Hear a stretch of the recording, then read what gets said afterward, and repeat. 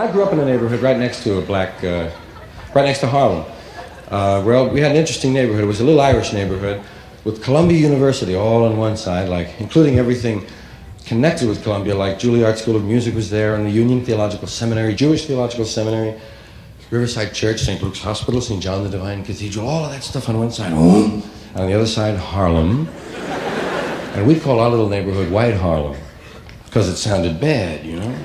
Where you from? White Harlem. Hey. Sound tough, sound down. The real name was Morningside Heights. Sounds so faggy. To us, anyway, faggy had nothing to do with sex. A fag was just a sissy.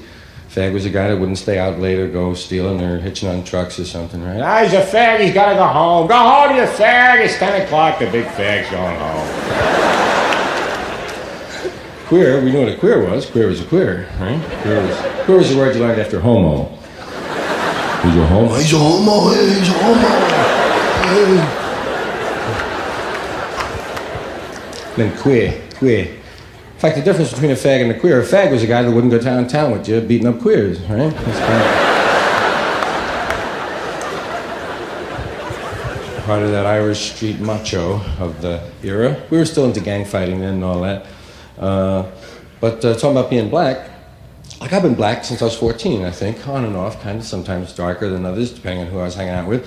But, well, I like to remind, you know, white folks that we're all mixing niggers now. You have to remember that, man. We're all the same, no matter what your color is, Joe.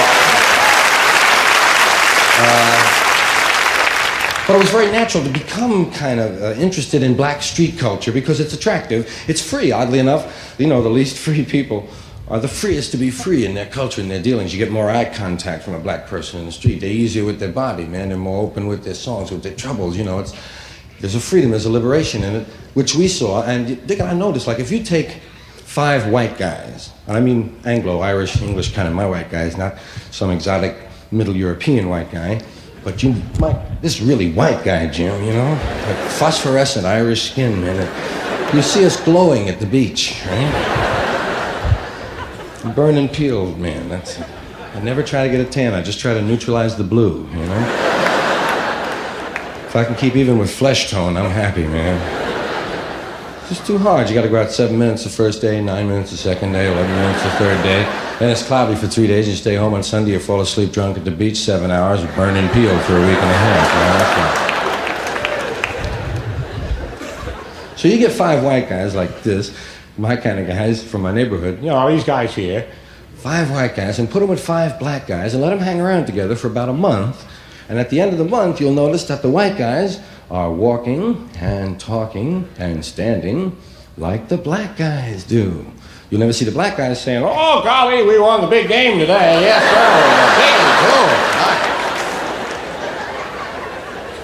But you'll see guys with red hair and freckles named Duffy say, "What's happening? Nothing to it. You got it, man. Right, nice. That's cool. See you later, baby. Shit, I don't know. It's happening."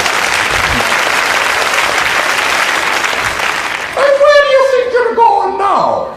I said out. Shit, man.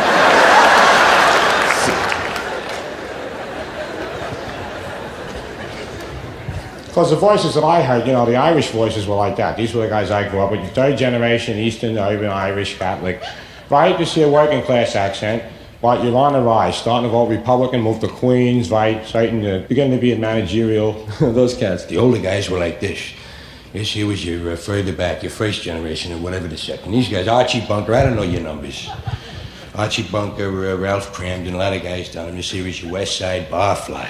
This guy was in your big war. I was in your World War II, my friend.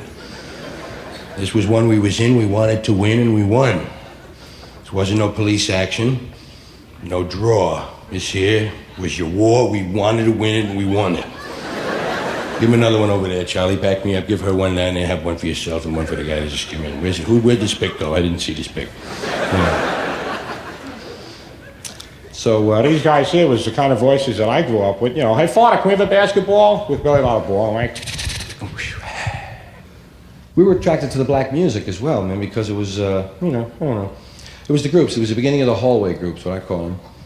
Because while Perry Como and Kay Starr and Doris Day and Mitch Miller and Guy Mitchell and the Mills Brothers and Victor Mullin and Tony Martin and Frankie Lane and Ned Cole were singing in one realm, we had the Diamonds and the Drifters and the Vocaliers and the Five Willows and the Flamingos and the Spaniels and the Orioles and the Crows and the Clovers and the Sapphires and the Five Keys, and it went from there. But this was the original part before they really ripped off the black music, when it was still wee.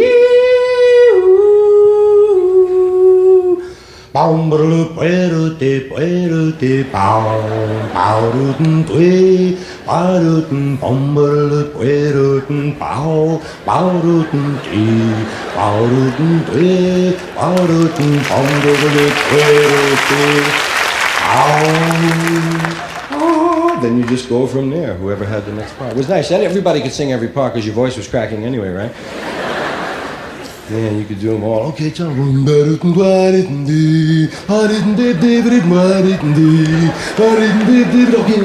on. Oh, shit, man. You're supposed to come in there, man. You go down the alphabet singing girls' names in a row, you know, just to have subject matter for something. Arlene, my dear, I love you with my heart. Beatrice, my love, do it home. Clara, I'm a clown for you. Deirdre, dee dee, Deirdre, dee.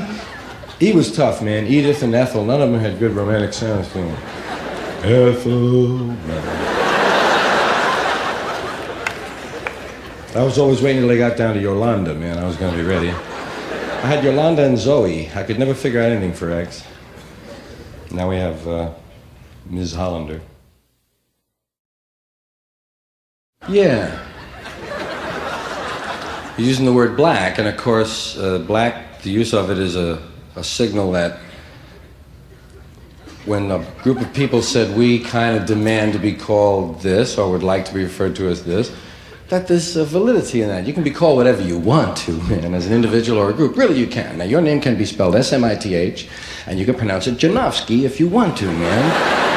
What's the name? Janowski. How do you spell it? S-M-I-T-H. Huh? They're all silent. Never mind. It's just the way I pronounce it.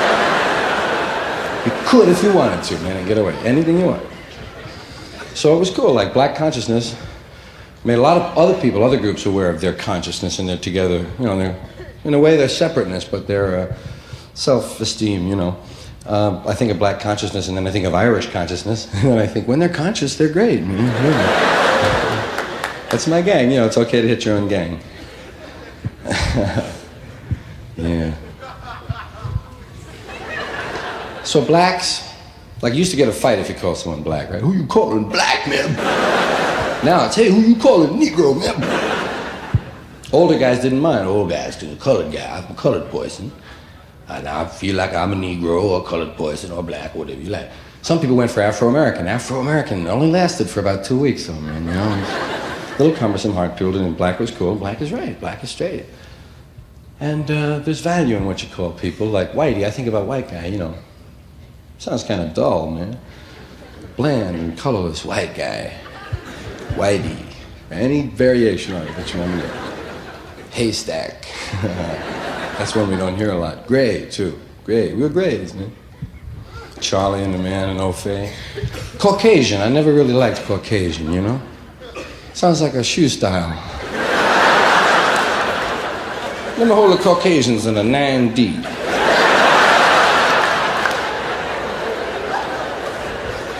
It could be a mountain range. Yes, we're going to the Caucasians again this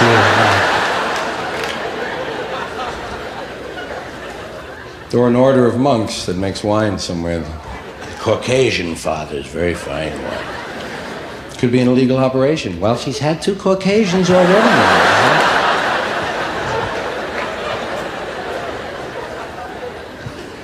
If I was going to be called anything, I think I'd prefer Blue-Eyed Devil. It's got a little romance to it, you know, a little tang.